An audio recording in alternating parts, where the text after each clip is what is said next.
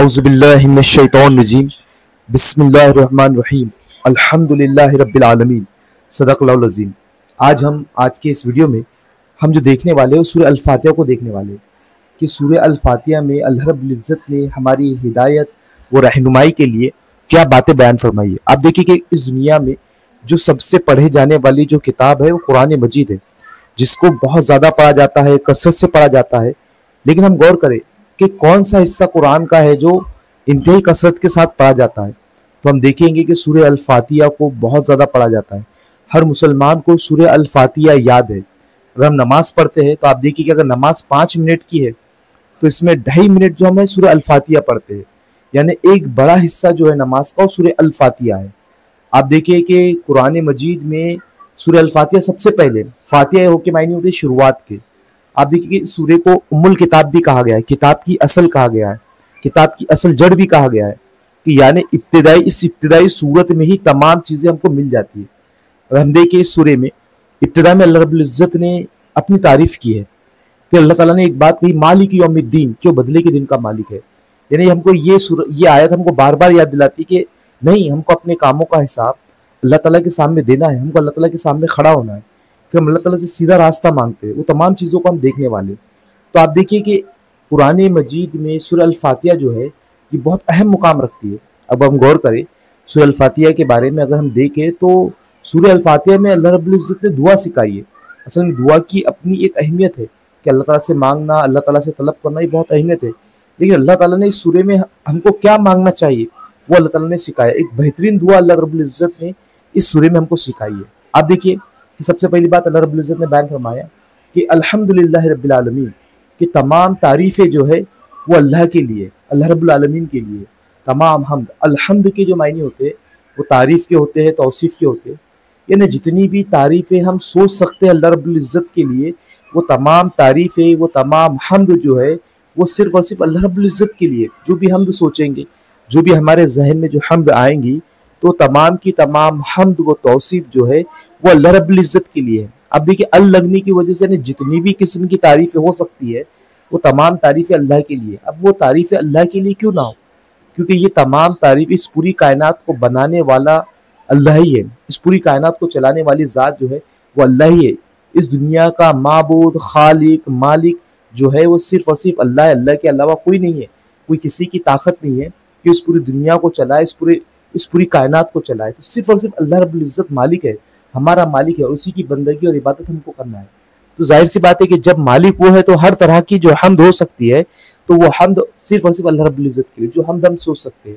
आप देखिए अल्लाह ने जो हमद के जो दूसरे मायने होते हैं वो शुक्र के भी होते हैं कि हर तरह का जो शुक्र है वो अल्लाह रब्बुल इज़्ज़त के लिए। यानी मुझे आपको जो नेमतें मिली है वो तमाम नेमतें आपको किसने दी है? आपको ये ज़िंदगी, ये जो तो दुनिया में हम ज़िंदगी बसर कर रहे हैं, तो तमाम चीज़ें जो हमको मिली है, ये देने वाली ज़ात कौन है? ये देने वाली ज़ात अल्लाह ताला की ज़ात है।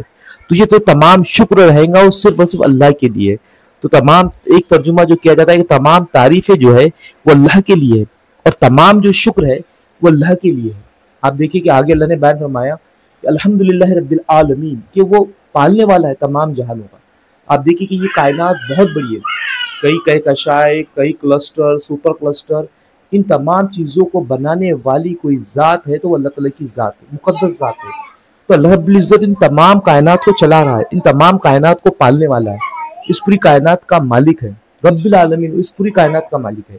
दूसरी बात, अब आगे देखिए आयत नंबर 2 में अल्लाह ने बयान फरमाया कि पहली आयत में अल्लाह रब्बुल इज़्ज़त की तारीफ हो रही है। आप देखिए यहाँ पर अल्लाह ताला की ज़बरदस्त तारीफ आयत नंबर 2 में, अर्रहमानिर रहीम, कि वो बहुत मेहरबान, बहुत रहम करने वाला है।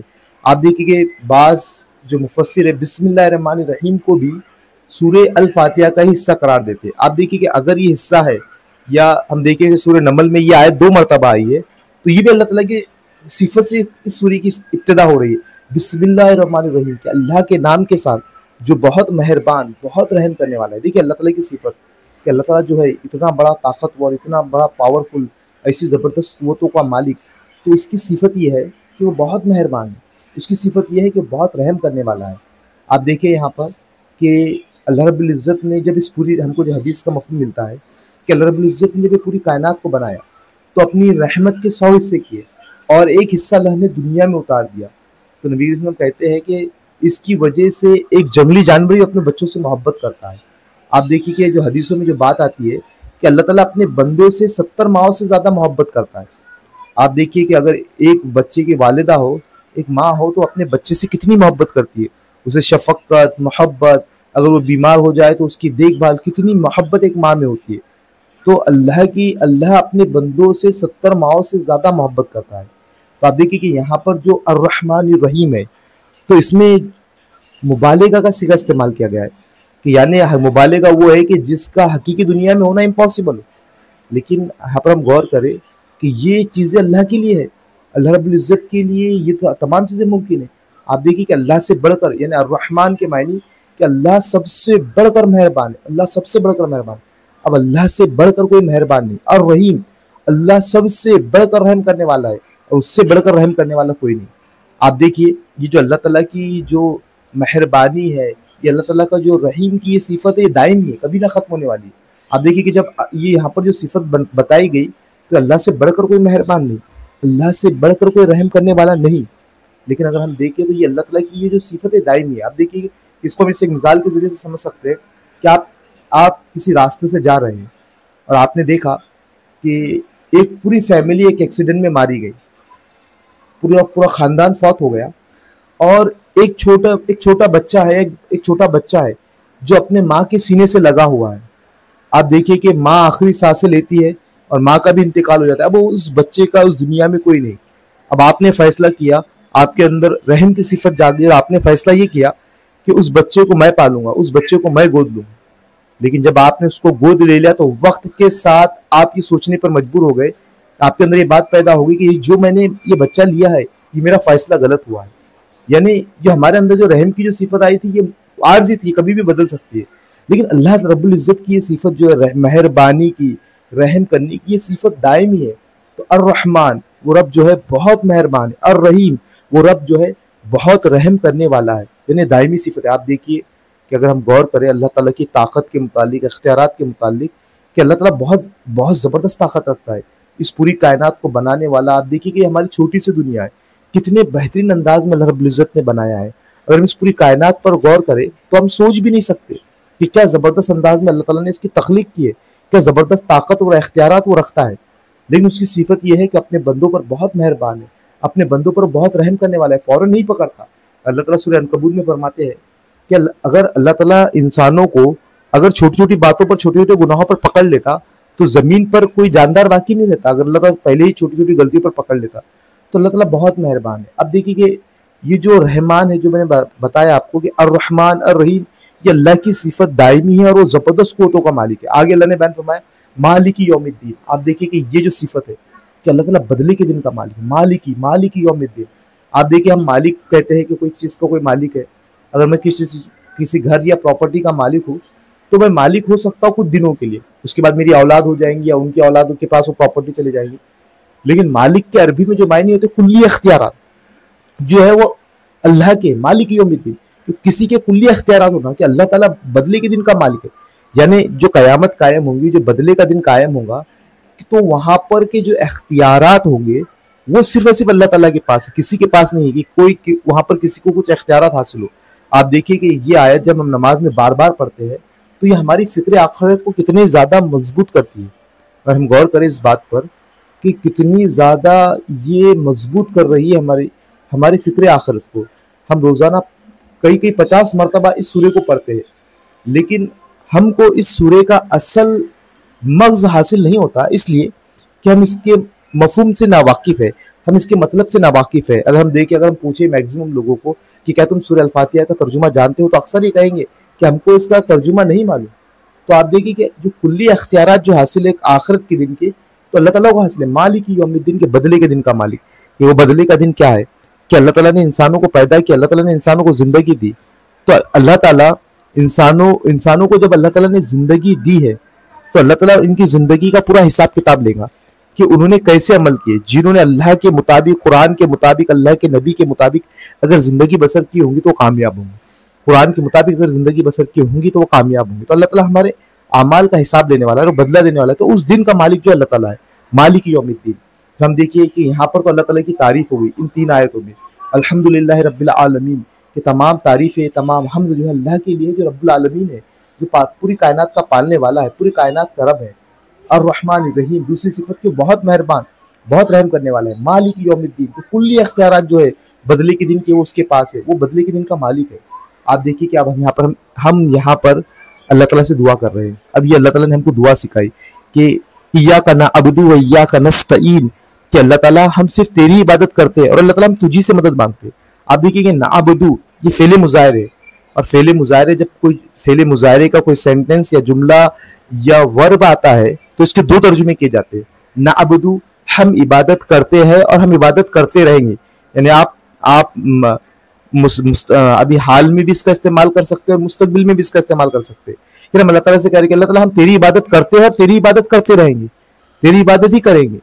हम अल्लाह ताला से बार बार अल्लाह ताला से अहद कर रहे हैं, अहद व पैमान कर रहे हैं कि हम अल्लाह ताला तेरी इबादत करेंगे और तेरी इबादत करते रहेंगे।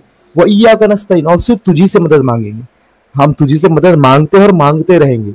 आप देखिए कि अगर हमको मदद किसी से तलब करना है, अगर हमको मदद मांगना है, तो हम मदद मांगेंगे सिर्फ और सिर्फ अल्लाह ताला से। अल्लाह के अलावा कोई नहीं है कि जो हमारी मदद कर सके, जो हमारी दुआओं को सुन सके, जो हमारी फरियाद रसी कर सके, जो हमारी मुसीबतों को दूर कर सके। आप देखिए कि अल्लाह ताला ने कहा है कुरान मजीद में सूरह अल-मुमिन की 40 नंबर की आयत देखिए आप, कि अल्लाह ताला ने कहा कि तुम मुझसे दुआएं करो, मैं तुम्हारी दुआओं को सुनूंगा। क्या लेकिन हम अल्लाह ताला से दुआएं करते हैं?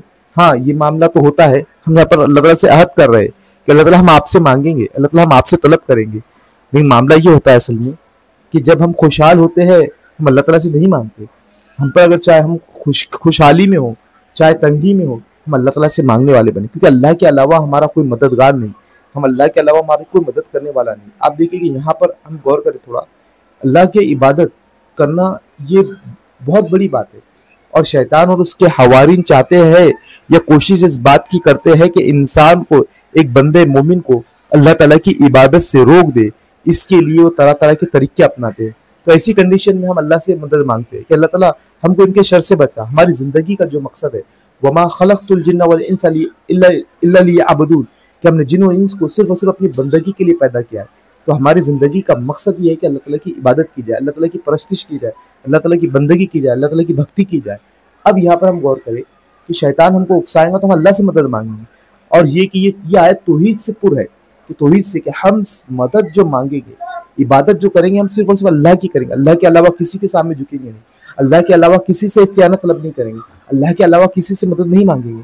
तो यानी तौहीद से भरपूर ये आयत, और अल्लाह ताला से हम ये वादा कर रहे हैं, हम दिन में 50 मरतबा हम वादा कर रहे हैं। फजर की 4 रकातों में हम सूरह अल-फातिहा पढ़ते हैं, ज़ोहर की 12 रकातों में, असर की 8 रकातों में, मगरिब की 7 रकातों में, ईशा की 17 रकातों में, और जो भी नमाजें हम पढ़ते हैं तो उसमें हम सूरह अल-फातिहा को पढ़ते हैं। और ये अल्लाह ताला से वादा कर रहे हैं कि अल्लाह ताला हम तेरी इबादत करते हैं और तुझी से हम मदद मांगते हैं। आप देखिए, इय्याका नअबुदु व इय्याका नस्तईन इहदिनस सिरातल मुस्तकीम। आप देखिए कि हम यहाँ पर अल्लाह ताला से हिदायत मांग रहे हैं कि अल्लाह ताला हमें सीधा रास्ता बता, कि जो रास्ता हमको कामयाबी की तरफ ले जाता है।